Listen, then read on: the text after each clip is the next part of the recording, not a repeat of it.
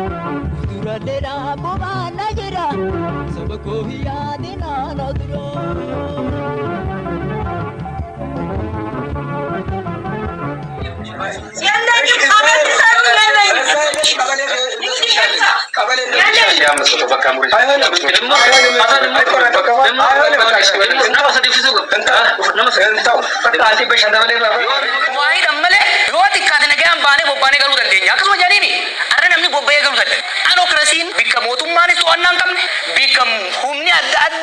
Adan chorne laafise biye shiftonni biye guutan taate jechuudha. Waan nuti barbaannu dhabsiiseeti waan ifi barbaadu hanqateeti finfinne irratti Adaanech Shimallis wajjin kantiibaa waloo ta'anii irra taa'u jiru jechuudha. Sunis amma nyaatamtee finfinne seenu jirti rakkoon.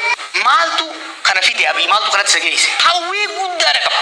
Kitaaba keessatti toora saddeettamii irratti gartan. Ameerikaan dhufee walii haasoyine. Profeesaroota warra wajjin wajjinis ni ilaalle. Hin taatu hin jeenati. Maaliif hawwii guddaa qaba? Hawwii aangoo guddaadha qaba. Abjuudha qaba. Karooran qaba. Tarsiimoon qaba. Beekumsa uumamaatis taate tabarnoota takkaataa muuxannoodha hin qabu ture. Walin madaalle.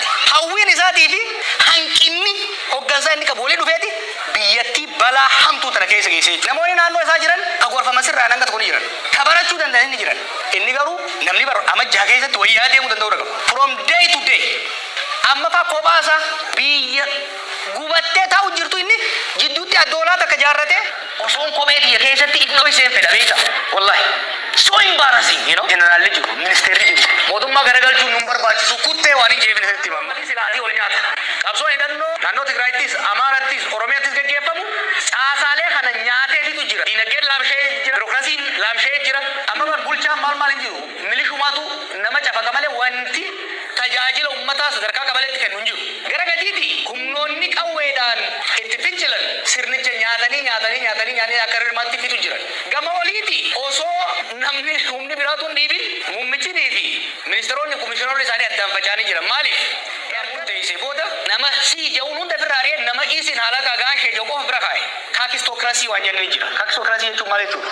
Waggaa namoonni dandeettii hin qabne, amanamummaa hin qabne, naatoo uummataa hin qabne, incompetent, irresponsible, corrupt warri ta'e qofti waggaa biyya bulchan. Kanaaf ministeeronni kun amma qaalchanii sodaatan. Namichi inni arrabsan hoy namin dura. Hedduu aare siin ajjeesan anjee. Eega barra wanni ije booda siin ajjeesaa jennaan awoo ani ilma sila taati. Ayyoon tiyya Goorgisi Sheekh Hussein warra dhabbayyii kanneen hin qabdu gara hedduudhaan eeganii namni kun jeesuu hin dandeessu.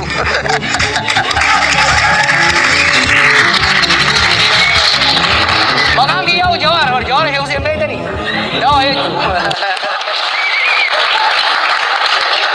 Dhugaa lubbuun abbaan eeyine amatan eeyine. Du'a sodaannee garuu lubbuu ogummaa haxxiffatamu nama keessaa baatu jecha saba haraqaanii keessatti hin dhiifnu. Kan illee hin dhiifne ammallee hin dhiifnu. Sagal buuna malee. Rabbiin asiin naga'e I believe ummata kanaa wajjin hariiroo dhugaa qabna. Baaltoo irraa kaasii gaafa ijoollummaa irraa kaasii wal lolaa wal arrabsaa wal falaxaa dhugaa walii himaa as geenye. Waggaa lamaan irraa waggaan as dhufe wal lolaa turreebi. Waan isin barbaaddan jechuun hin danda'an ture. No yeroo sanitti waan hin jeefin qaba. Waggaa lamaan dabre kan waan hin hojjedhe naaf beeka. Time was important. Yeroo sanitti waan amma sosodaatan tokko ni uumama ture. San bira dabarre amma. Now waa'ee maraamartoo hiyyummaa keessa maaltu nu galche? Slaayidii san karee fuusan mee osoo naa bante buqqaaf dira fakkaata. Maaliin jee abii sirna abbaa irree ijaaruudha adeemuuni gaagama siyaasaa fide. Political crisis fide. Political crisisiin tuni deemtee wal waraansa nu seensifte. Wal waraansi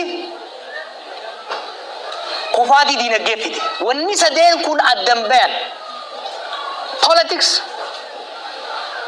security, and economy are inseparable.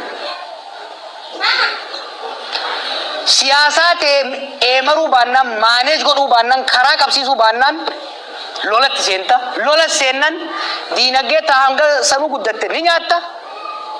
Gara fuulduraalee guddattu. Sinitti gabaas biyya Koodrivaar jamtu akka ture Afrikaa keessa. Gaafa bilisummaa baatee irraa hanga early 1990s addunyaa irratti biyya saffisaan guddataa turte. Garuu nama tokkotu aangoorra ture. Gaafa qaalichi sun gadi qajeelu dubbiin sabaa jidduu dhooteeti Koodrivaar irra biyyoota hiyyeeyyii keessa jirti jechuudha. Hanga feetee yoo guddate biyyi takka. Dhimma siyaasaas, dhimma seekuriitiis fi furuu baannaan diinagdeen siin guddatu jechuudha. Diinagdee guddisuu yoo barbaadde siyaasa guddisuun barbaachisaadha. Keessattuu biyya sabdaneessa ta'e keessatti. Biyya saboota adda addaa qabdu, amantii adda addaa qabdu. Keessatti siyaasaa wal qixxeessuu baannaan abadan biyyi guddachuu hin danda'u. Kabiraa qaaloomsa jireenya maaltu uume? Jireenya Abiyyi uume. Maaliifi bara Abiyyi rabbumaatu haafesse malee akka aangootti dhufeen deeggarsa saba hundaa yeroo qabu sanitti paartii kamuu dorgomee mo'achuu danda'a ture bara sirna dimokiraasii ceesisuudhaaf. Bara mallas rakkateeti. Mallas wanni abbaa irree ta'eef fedheeti miti bara.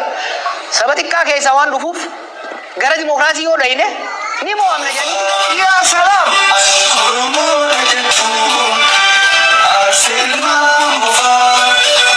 Leenca addunyaa raasee jecha tokko qofaa.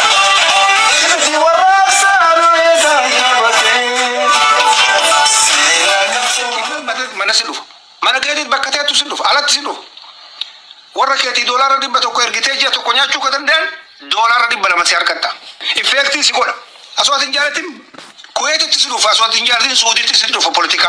Uummanni keenya ka amantii barsiiftan interneet irratti waan biyya haasa'a yoo biyyi jiraate amantiin jirti. Beeka kana.